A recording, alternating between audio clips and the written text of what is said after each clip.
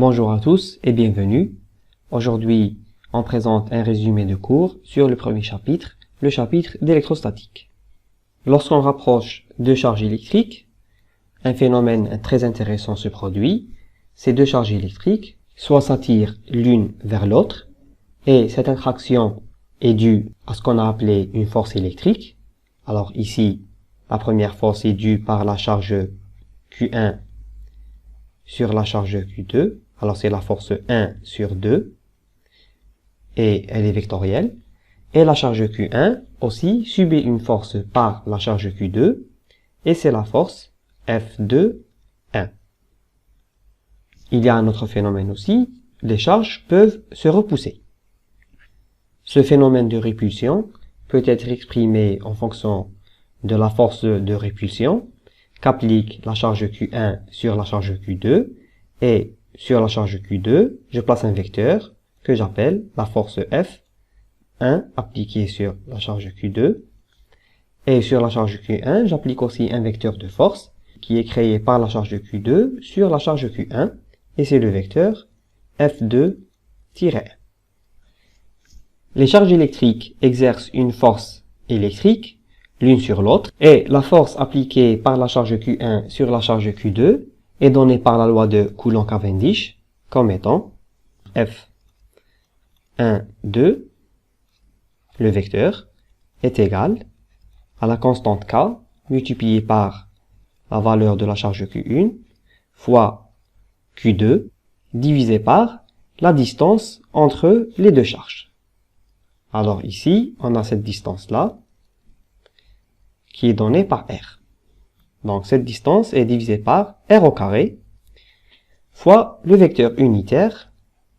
Alors, vu que c'est la force appliquée par la charge Q1 sur la charge Q2, le vecteur unitaire ici, il va de la première charge Q1 à la charge Q2. Donc dorénavant, ayant deux charges, Q1 et Q2, je veux déterminer la force appliquée par la charge Q1 sur la charge Q2. Je trace d'abord le vecteur unitaire pour guider le vecteur de la force. Alors ce vecteur unitaire, c'est le vecteur UN2. Le vecteur unitaire UN2 est porté par la droite reliant les deux charges Q1 et Q2. Puis la force Fn2 est égale à Q1 multiplié par Q2 divisé par R au carré. Alors on a plusieurs cas possibles. 1. Si Q1 fois Q2 est positif. Ça implique que je peux écrire la force Fn2 comme étant une constante alpha positive multipliée par le vecteur unitaire UN2. Donc ici, la force sera dans le même sens que le vecteur unitaire UN2.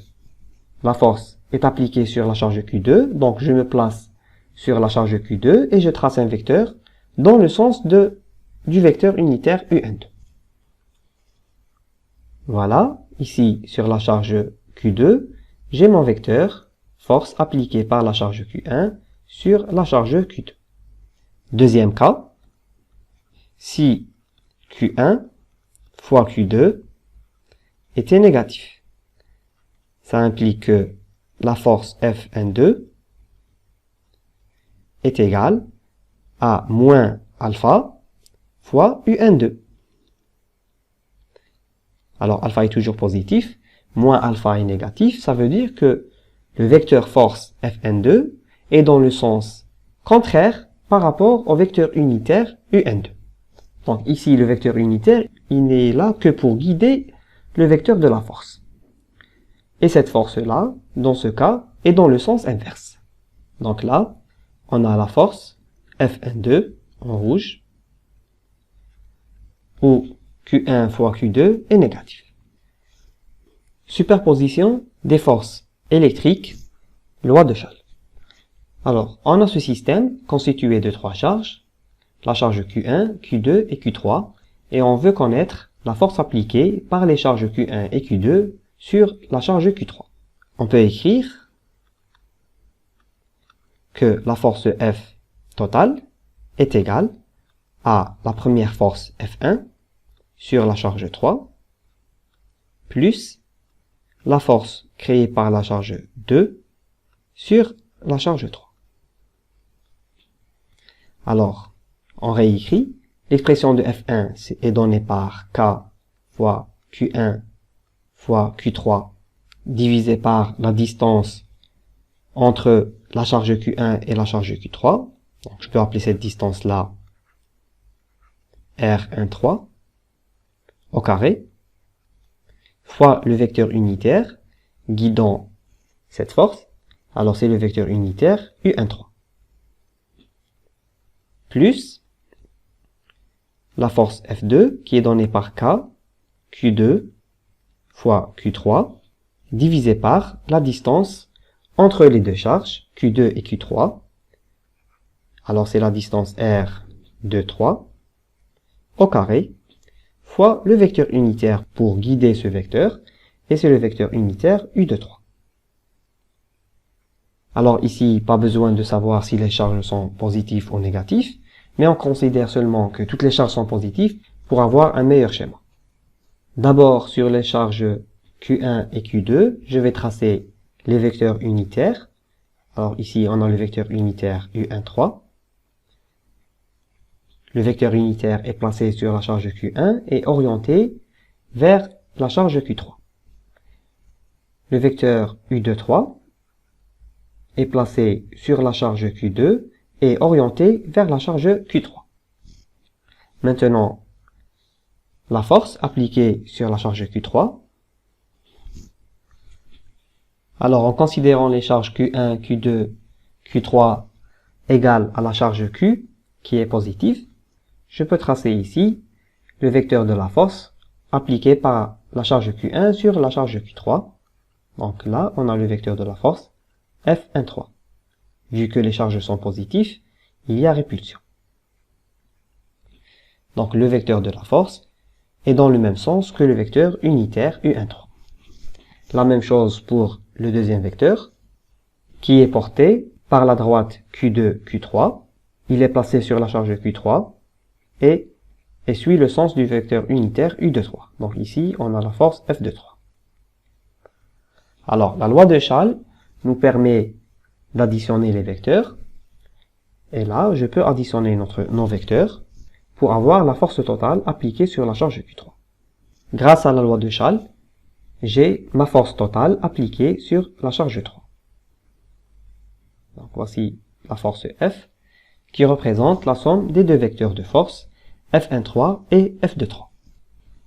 Deuxième partie, le champ électrique, grand E. On continue avec l'expression de la force F, donc on la réécrit. On a F qui est égal à K fois Q1, Q3 divisé par R13 au carré, fois le vecteur unitaire U13, plus K Q2, Q3 sur R23 au carré, multiplié par le vecteur unitaire U23. Alors ici, je peux tirer Q3 en facteur, et je écris donc Q3 multiplié par K fois Q1 divisé par R13 au carré fois son vecteur unitaire U13 plus K fois Q2 divisé par R23, la distance au carré, multiplié par son vecteur unitaire U23. On remarque que cette expression-là ne dépend pas de la charge Q3. Donc ici, à partir des deux charges Q1 et Q2, j'ai une grandeur que je viens de définir qui ne dépend pas de la charge Q3. Donc si je ramène une autre charge à la place de la charge Q3, je peux déterminer la force appliquée sur cette charge en connaissant seulement cette grandeur-là. Donc cette grandeur-là est appelée un champ électrique. Et ce champ électrique est créé par les charges Q1 et Q3. Donc je vais refaire la même chose avec un exemple un peu plus simple. Donc j'ai la force entre la charge 1 et la charge 2, F1, qui est égale à K fois Q1, Q2, divisé par la distance entre les deux charges, que je vais appeler R, au carré multiplié par le vecteur unitaire. Alors ici, je suis en train d'étudier la force appliquée par la charge Q1 sur la charge Q2. Donc je représente le vecteur unitaire qui va de la charge Q1 à la charge Q2. La même chose, je peux avoir Q2 en facteur, et je multiplie par KQ1 sur R au carré, multiplié par le vecteur unitaire UN2. Alors cette grandeur-là, qui ne dépend pas de la charge Q2, est appelée un champ électrique. Alors je peux dire que ça, c'est le champ électrique, grand E, et c'est un vecteur, car il dépend du vecteur unitaire UN2. Donc la force Fn2 peut être écrite comme étant la charge Q2 multipliée par le champ électrique créé par la charge Q1. Alors ce champ électrique-là, c'est En2. Donc si je connais l'expression du champ électrique en un point donné, et si je ramène une charge dans ce point-là, je peux déterminer de manière directe la force appliquée sur cette charge-là, connaissant le champ électrique dans cette position. Ici, on a deux charges, les charges Q1 et Q2, et je veux déterminer le champ créé par la charge Q1, à la position où se trouve la charge Q2. Donc ce champ-là, pour le déterminer, je dois d'abord connaître la distance entre les deux charges. Alors cette distance-là, c'est R. 2. Donner un vecteur unitaire pour la charge Q1. Il va de la charge Q1 vers la charge Q2.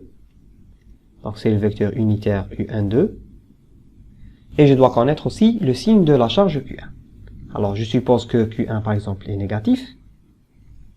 Donc je vais avoir, sur cette position où se trouve la charge Q2, un champ électrique, grand E, qui est égal à K fois Q1, divisé par la distance entre les deux charges, qui est de R, au carré, multiplié par le vecteur unitaire UN2. Alors, vu que Q1 est donné négatif, donc cette constante-là, KQ1 sur R carré est négative, le champ électrique est de sens opposé par rapport à son vecteur unitaire UN2. Donc ici, j'ai mon vecteur champ électrique grand E, qui est de sens inverse par rapport à son vecteur unitaire U2. Si je veux déterminer la force appliquée sur la charge Q2, eh bien, il ne me reste que à multiplier le champ électrique par la valeur de la charge Q2. Donc, sachant que la force électrique appliquée sur une charge Q qui baigne dans un champ électrique est donnée par l'interaction de cette charge avec le champ électrique, donc c'est par exemple dans ce cas, c'est Q2 multiplié par N2. Alors si la charge Q est positive, alors la force F est dans le même sens que le champ électrique grand E. Tandis que si la charge Q est négative, alors la force F est dans le sens inverse par rapport au champ électrique grand E. On peut dire que la charge électrique Q modifie les propriétés physiques du champ spatial qui l'entoure. Ces modifications sont représentées par un champ électrique. Petit exemple, si on a une charge Q qui est positive, le champ électrique qu'elle va créer autour d'elle sera un champ électrique sortant.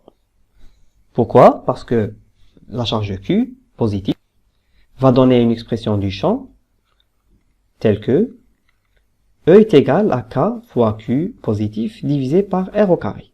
Donc R est la distance qui sépare la charge Q d'un point donné de l'espace M, fois le vecteur unitaire U. Donc ici, le vecteur unitaire U, par exemple si je suis sur cet axe, voici le vecteur unitaire sur cet axe-là. Si je suis sur un autre axe, je prends un autre vecteur unitaire pour guider le vecteur du champ électrique.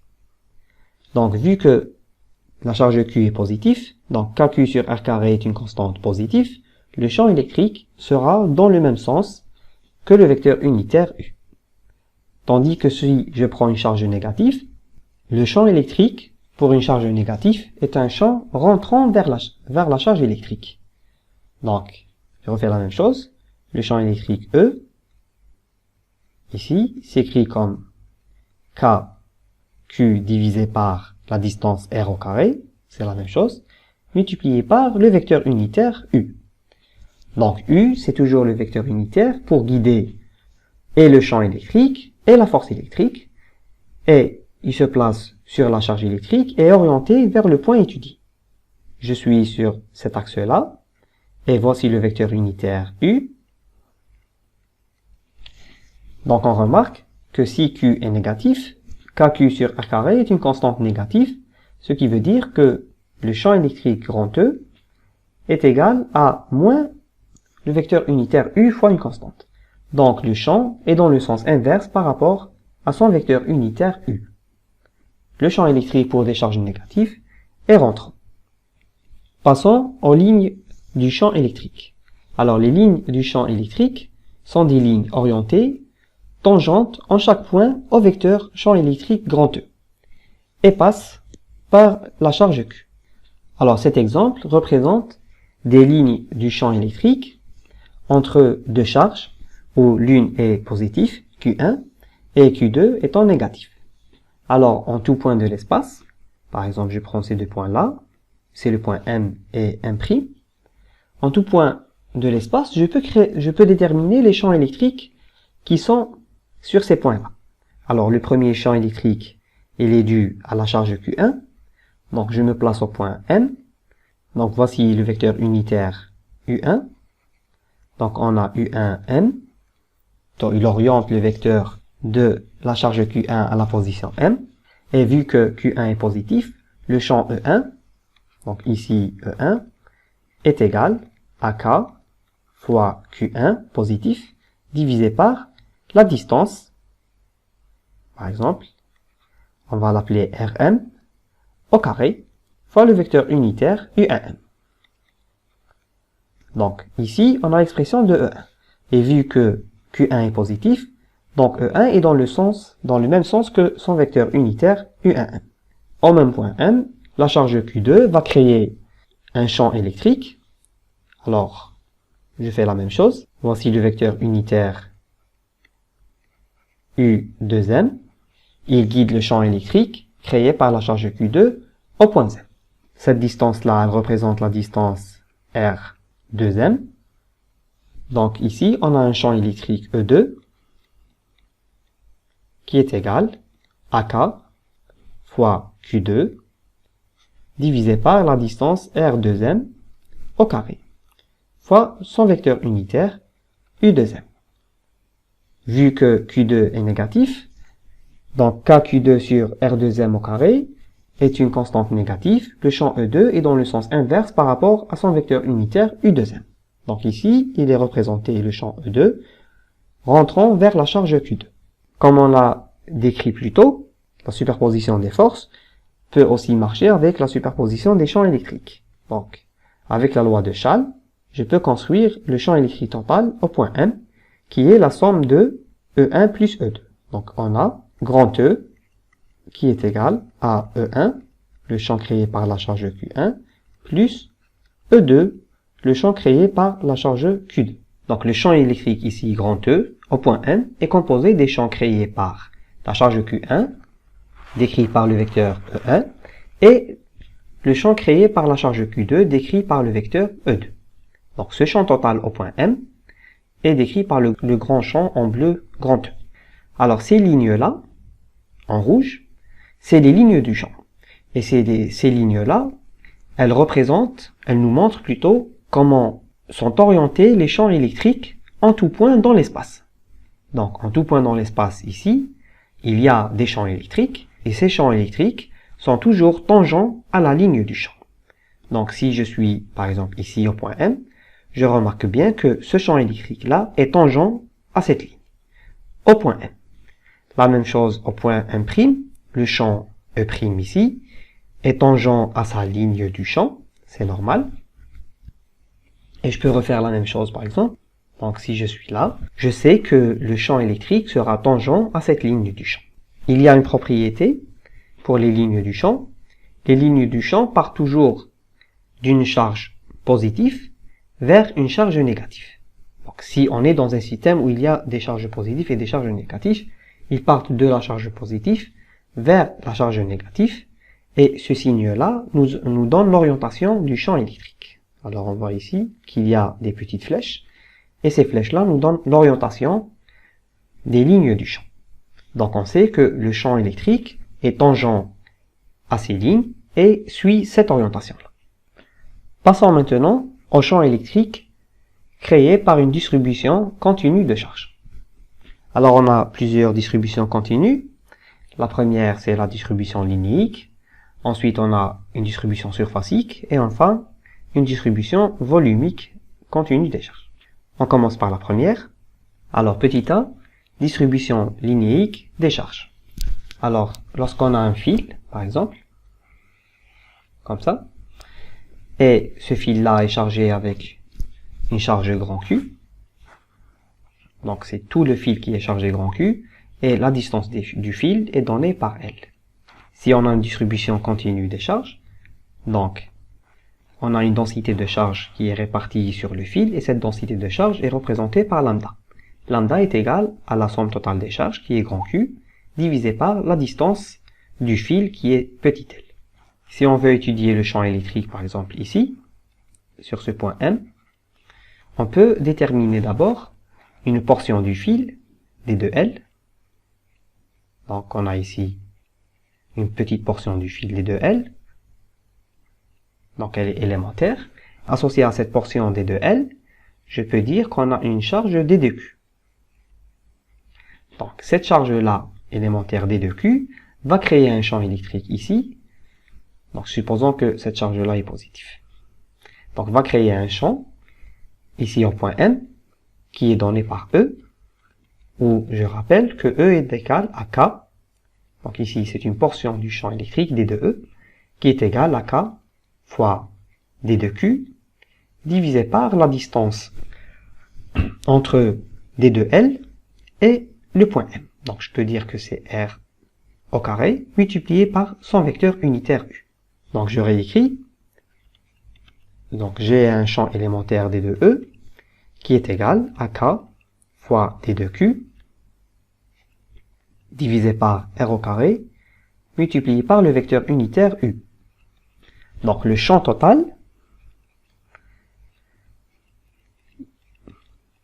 qui est créé au point M, c'est l'intégrale de d de E. Donc ici, comment je vais intégrer ce champ-là? Donc je le réécris. Le champ grand E est égal à l'intégrale de d de E qui est réécrit comme étant K fois d de Q divisé par R au carré fois le vecteur unitaire U. d de Q ici est égal à lambda multiplié par d de L. Donc, sur cette portion d de L, pour connaître la charge, je vais multiplier par lambda. Donc le champ électrique E est égal à l'intégrale de K fois d de Q, ça devient lambda d de L, divisé par R au carré, fois le vecteur unitaire U. Donc je peux sortir K lambda en facteur. Je peux écrire par exemple K comme étant 1 divisé par 4pi epsilon 0, c'est l'expression de K, multiplié par lambda, fois l'intégrale de d de L, divisé par R au carré, fois le vecteur unitaire U. Alors ici, cette intégrale, elle est sur toute la longueur du fil L. Donc là, j'ai l'expression finale du champ électrique grand E. Remarque, je ne peux pas faire sortir 1 sur R carré de l'intégrale, parce que cette distance-là, elle représente la distance R entre la portion d de L et le point M. Ici, pour d de L, j'ai un champ élémentaire d de E, et si je varie d de L, pour avoir son intégrale, ben à chaque position, je vais avoir une autre valeur pour le rayon. Par exemple, si je suis là, je vais avoir une autre distance R. Donc, je ne peux pas faire sortir 1 sur R carré de l'intégrale. Donc le champ électrique pour une distribution linéique des charges est égal à 1 sur 4 epsilon 0 fois lambda, la densité linéique, multiplié par l'intégrale sur la longueur du fil de d de L sur r carré multiplié par le vecteur unitaire U. On passe maintenant à la distribution surfacique des charges. Donc, ici, on représente une surface S et on veut étudier le champ électrique, par exemple, là, au point 1. Donc, je commence par déterminer une portion d de S de cette surface. C'est une surface élémentaire d de S. Donc, à d de S est associée la charge d de Q, qui, elle, est égale. Donc, ici, sigma représente la densité surfacique des charges. Elle est égale à la somme des charges Q divisée par la surface grand S. Donc, ici, d de Q est égal à sigma multiplié par la surface d de S. Donc, cette charge élémentaire d de Q, qui se trouve sur la surface élémentaire d de S, a un vecteur unitaire U, va créer un champ élémentaire d de E au point M. Donc ici, j'ai un champ d de E, un champ élémentaire d de E créé par la charge élémentaire d de Q se trouvant sur la surface élémentaire d de S. Qu'est-ce qu'on a? Donc d de E, je le réécris, c'est K, d de Q, divisé par la distance r au carré fois son vecteur unitaire. Donc le champ électrique grand E, c'est la même chose, c'est l'intégrale de d de E. Maintenant, on va réécrire cette intégrale en lui donnant sa valeur. Donc en lui donnant son expression correcte. Donc c'est l'intégrale de K, d de Q est égal à sigma d de S, divisé par r au carré, fois le vecteur unitaire U. Ici, je suis en train d'intégrer une surface d de S, donc j'ai besoin d'une intégrale double, et j'intègre sur toute la surface S. Donc ça implique que l'expression du champ électrique, grand E, est égale à 1 divisé par 4 pi epsilon 0, pour représenter la constante K, multiplié par sigma qui sort de l'intégrale, car c'est une constante, fois l'intégrale de sur la surface, grand S, de d de S, divisé par r carré, fois son vecteur unitaire, associé U. On passe à la dernière distribution, qui est une distribution volumique. Pour cette distribution volumique, on considère la densité qui est égale à ρ, où ρ est égal à la somme des charges Q divisé par le volume grand V. Donc ici, on représente un volume donné par grand V et de charge grand Q.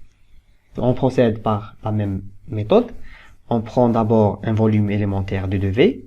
À d de V est associé une charge élémentaire d de Q, et d de Q est égal à ρ multiplié par d de V.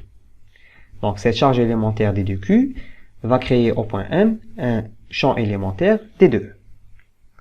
Donc d de E, c'est la même chose, est égal à K fois d de Q divisé par r carré, la distance entre la charge élémentaire d de Q et le point M, fois le vecteur unitaire U.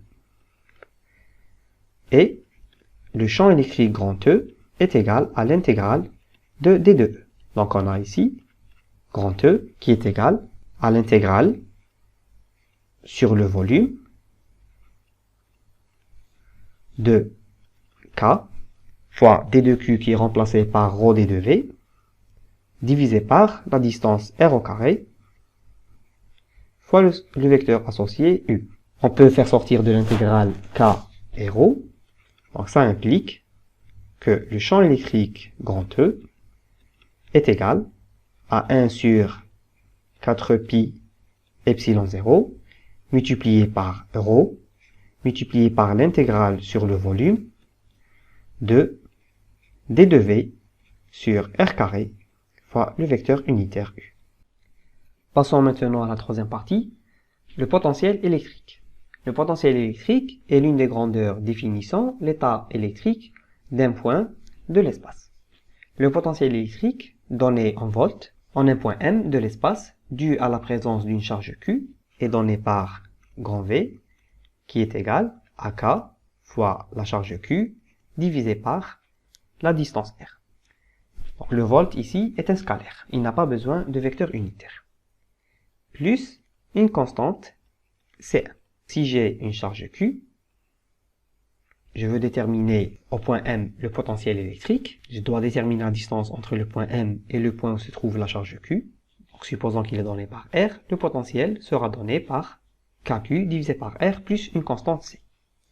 Donc, où, ici il y a une petite condition, C1, en général, est égal à V de l'infini. Donc, le potentiel à l'infini est nul. Donc, je peux réécrire l'expression du potentiel, V, comme étant simplement KQ divisé par la distance R. Donc, en cas de plusieurs charges discrètes, le potentiel est additif. C'est la somme scalaire des potentiels créés en ce point par les différentes charges. Sur cet exemple, on a plusieurs charges, la charge Q1, la charge Q2 et la charge Q3. On cherche à déterminer le potentiel électrique au point N. Donc, ce potentiel-là, au point N, est égal au potentiel créé par la charge 1, plus le potentiel créé par la charge Q2, donc c'est V2, plus le potentiel créé par la charge Q3. Où les expressions des différents potentiels sont données par, donc V1 c'est K fois Q1 divisé par la distance R1. Donc ici c'est la distance R1 entre la charge Q1 et le point N. V2 qui est égal à K fois Q2 divisé par la distance R2 entre la charge Q2 et le point M, et V3 qui est égal à K fois Q3 divisé par la distance R3. Le potentiel grand V au point M est égal à la somme algébrique de ces potentiels V1, V2 et V3. Je peux par exemple avoir K en facteur et dire que c'est Q1 divisé par R1 plus Q2 divisé par R2 plus Q3 divisé par R3. Et le potentiel est donné en volts. Dans le cas d'une distribution continue de charge, on a des distributions linéiques, surfaciques ou volumiques. Première distribution, on a une distribution linéique des charges, où lambda représente la densité des charges donnée par Q sur L. Donc, V est égal à l'intégrale de D de V, et on peut dire qu'il est égal à K fois lambda fois l'intégrale sur la longueur du fil de D de L sur la distance R, et c'est en volts. Pour une distribution surfacique des charges, où sigma est la densité, on a V qui est égal à l'intégrale de D de V, donc toujours, et c'est égal à K fois sigma fois l'intégrale sur la surface de D de S divisé par R. Pour une distribution volumique des charges, où ρ est la densité volumique, on a V qui est égal à l'intégrale de D de V, et c'est égal à K fois ρ fois l'intégrale sur le volume de D de V divisé par R. On a des relations très importantes qui sont déterminées à partir de la circulation du champ électrique. Donc, vu que ce cours est un résumé de cours, on ne va pas les démontrer. Nous conseillons l'étudiant d'aller les étudier dans les livres de première année. Alors on a D de V qui est égal à moins le produit scalaire de E fois D de L, où D de L représente le déplacement. Ceci implique que le potentiel V au point A moins le potentiel V au point B est égal à moins l'intégrale du produit scalaire du champ électrique E fois le déplacement D de L du point A au point B. On peut écrire aussi que le champ électrique est égal à moins gradient V. Donc ces relations-là lient le potentiel et le champ électrique. E est égal à moins gradient V peut être exprimé en plusieurs coordonnées sous différentes manières. Alors en coordonnées cartésiennes, c'est les plus simples. On peut dire que le champ électrique grand E qui est égal à EXI plus EYJ plus EZK est égal, donc moins gradient V, je la réécris sous la forme de moins d de V sur dx fois le vecteur unitaire I, moins d de V sur dy fois le vecteur unitaire J, moins d de V sur dz fois le vecteur unitaire K. Donc ça veut dire que EY, par exemple, est égal à moins d de V sur dy. Donc ici, la fonction potentielle, V, est écrite en coordonnées cartésiennes. Donc elle est écrite en fonction de x, y et z. Je peux écrire aussi cette relation en coordonnées cylindriques. Donc le champ électrique grand E est égal à ER fois le vecteur unitaire ER plus EφI fois le vecteur unitaire EφI plus EZ fois le vecteur unitaire K. Donc c'est égal à moins d de V sur dr fois le vecteur unitaire ER moins 1 sur R fois d de V sur dφ fois le vecteur unitaire EφI moins d de V sur dz fois le vecteur unitaire K. Donc par exemple, si je veux déterminer la composante EφI du champ électrique dans les coordonnées cylindriques, donc elle est égale à moins 1 sur R fois d de V sur d de φ. Donc ici, le potentiel est écrit en coordonnées sphériques. Donc il est écrit en fonction de R, φ et Z. Alors les coordonnées sphériques sont aussi souvent utilisées. Donc le champ électrique s'y exprime de la manière suivante. C'est ER fois le vecteur unitaire ER plus Eθ fois le vecteur unitaire Eθ plus Eφ fois le vecteur unitaire Eφ. Donc c'est égal à moins gradient V qui lui s'exprime comme étant moins d de V sur d de R fois le vecteur unitaire ER. Donc cette coordonnée-là, moins d de V sur d de R, elle exprime la coordonnée ER dans les coordonnées sphériques. Moins 1 sur R fois d de V sur d de θ fois Eθ pour exprimer la coordonnée Eθ, moins 1 sur R sinus θ fois d de V sur d de φ fois Eφ. Donc, cette coordonnée-là, valeur 1 sur R sinus θ fois d de V sur d de φ représente la coordonnée sur l'axe Eφ du champ électrique en coordonnées sphériques. Passons maintenant aux surfaces équipotentielles. On appelle surface équipotentielle associée à une charge électrique ou à une distribution de charge une surface grand S dont tous les points sont portés au même potentiel V. Ainsi, la variation du potentiel sur cette surface est nulle. Les lignes du champ électrique créées par cette charge ou cette distribution de charge sont perpendiculaires aux surfaces équipotentielles qu'elles traversent en tout point de l'espace. Donc si S1 est une surface équipotentielle, je sais que le potentiel sur cette surface, en tout point, sera le même.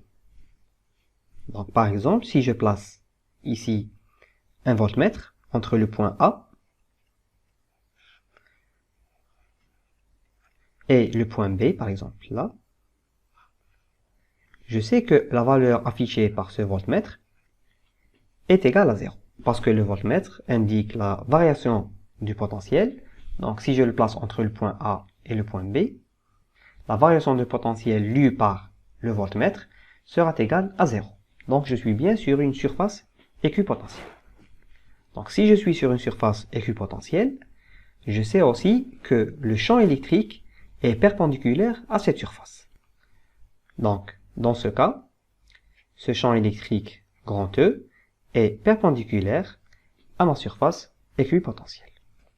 Ici, j'ai une charge Q qui est négative, elle est au centre, en bleu, et j'ai tracé en rouge les lignes du champ associées à cette charge négative. Donc on l'a déjà dit, les champs électriques pour une charge négative sont des champs rentrants, ils sont contraires à leur vecteur unitaire, donc ces champs électriques seront perpendiculaires aux surfaces équipotentielles. Où sont ici les surfaces équipotentielles? J'ai tracé en noir 3 cercles, le premier cercle est de rayon R1, deuxième cercle est de rayon R2, et troisième cercle de rayon R3.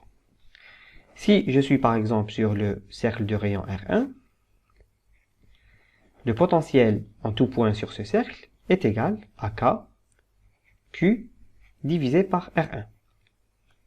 Donc, sur tout ce cercle-là, je suis à la même distance par rapport au centre qui est représenté par la charge Q négative.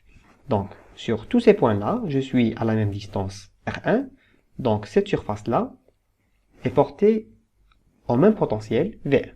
Donc c'est une surface équipotentielle qui a la valeur de V1. Sur R2, c'est la même chose. Les points sont portés à un potentiel K, Q divisé par la distance R2.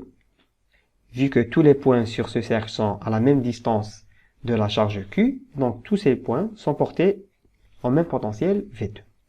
La même chose pour le dernier cercle, il sera porté à V3. Donc les champs électriques ici, tels que donnés par les définitions, tous ces champs électriques sont perpendiculaires aux surfaces équipotentielles. Par exemple, ce champ électrique est perpendiculaire à cette surface.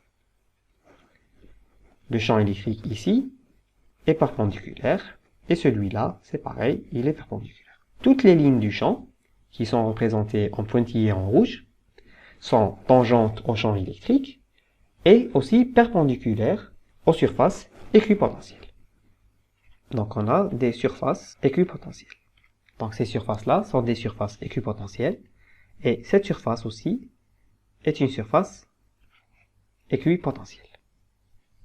Pour deux déplacements infinitésimaux, d2L1 et d2L2, entre deux surfaces équipotentielles, où on a d2L1, la distance, inférieure à la distance d2L2, par exemple, je passe de cette surface équipotentielle à la deuxième, ou de V2 à V1, on peut écrire que D2V est égal à moins E, produit scalaire D2L, donc on a champ 1 et déplacement D2L1, donc c'est le produit scalaire entre les vecteurs, qui est égal, donc c'est moins, le module de E1, fois module de D2L1, fois cosinus, l'angle entre les deux, qui est égal à 0. Donc le champ électrique, il est suivant le déplacement des deux L. Θ est égal à 0, donc je peux dire que c'est égal à moins module de E1 fois module de D2L1. Ce déplacement D2V est le même avec un deuxième champ électrique, E2, et pour un déplacement D2L2. Donc il est égal à moins module de E2 fois le module du déplacement D2L2 fois cosinus θ qui est donné par 0.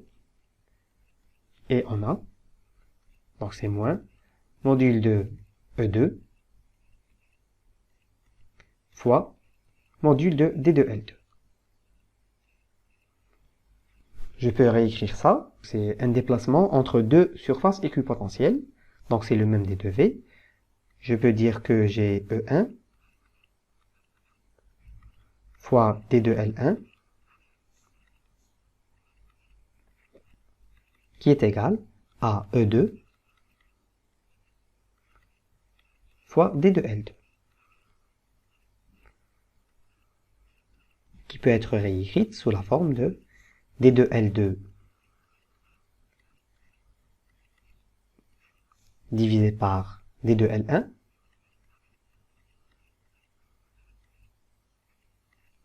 est égal à module du champ E1 divisé par le module du champ E2. On a déjà dit que D2L1 était inférieur à D2L2. Ça implique, on a D2L1 sur D2L2. Donc ici c'est des modules. Donc cette quantité est supérieure à 1. Donc ça implique que le module du champ E1 sur le module du champ E2 est lui aussi supérieur à 1. Donc on peut dire que le module du champ E1 est supérieur au module du champ E2. Donc par module, je peux dire intensité. Donc l'intensité du champ E1 est supérieure à l'intensité du champ E2. On peut donner un exemple. Donc supposons qu'on ait deux surfaces équipotentielles. Donc la première surface est portée à V1. Donc par exemple là on a V1. Et la deuxième surface est portée à un potentiel V2. Donc sur toutes ces surfaces équipotentielles, j'aurai le même potentiel. Donc ici c'est V2 et là c'est V1. D2V, le déplacement entre potentiels, est égal à V1 moins V2. Donc mon déplacement va se faire de V2 vers V1. Donc ici on a un déplacement D2L1 et là un déplacement D2L2. D'après ce qu'on a établi, le champ E1 pour le déplacement D2L1 sera plus intense que le champ E2 pour le déplacement D2L2. Donc ici je trace le vecteur E1 et là je trace le vecteur E2 associé au déplacement D2L2. Donc, où le module de E2 est inférieur au module de E1. Donc l'intensité du champ E1 pour un déplacement D2L1 plus court sera plus grande que l'intensité du champ E2 pour un déplacement D2L2. Ce que ça veut dire,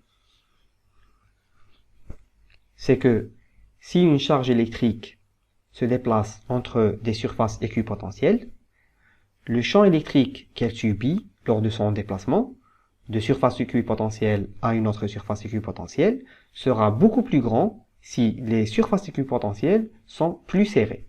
Donc si la distance entre les surfaces équipotentielles est plus petite, le champ électrique, qui représente la variation du potentiel par rapport à l'espace, sera beaucoup plus intense que si les surfaces équipotentielles étaient beaucoup plus distantes entre elles. Donc une charge électrique qui se déplace entre surfaces équipotentielles, si la distance entre les surfaces équipotentielles est très petite, le champ électrique sera très intense. Et si la distance entre les surfaces équipotentielles est plus grande, le champ électrique sera de moindre intensité.